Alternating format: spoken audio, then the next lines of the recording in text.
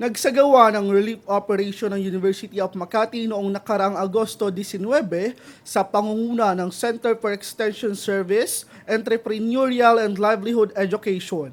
Ang proyektong CECEL, Kabalikat, Lingkuran, Paglilingkod sa Bayan Relief Operation ay naging matagumpay dahil sa pakikipagtulungan ng National Training Program o NSTP o Reserve Officer Training Corps, Higher School ng UMAC, Philippine Navy at mga estudyante ng University of Makati. Ang relief operation sa Barangay Corazon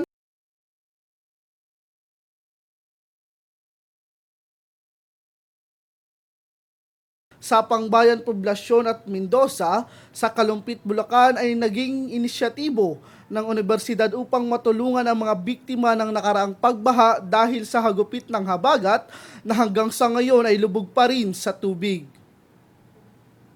Ang mahigit 400 plastic na relief goods ng damit at pagkain na galing sa pinagsama-samang donasyon mula sa Mayumakyans ay naihatid at naipamahagi sa mga residente sa pangunguna ng direktor ng CECEL na si Miss Reneliza Ferrer katulong ang Corps of Sponsors. Philippine Navy, yan. Kasama natin yan, nakatulong natin dito sa ating proyekto na to. At saka yung mga estudyante ng University of Makati. Nakikita ko kasi doon sa television na talaga naman, kita nyo naman kanina na underwater pa sila.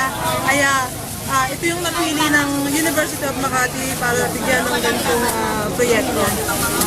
Ang relief operation na ito ay isa lamang sa mga sinasagawang proyekto ng universidad sa loob at labas ng Metro Manila sa tuwing magkakaroon ng kalamidad.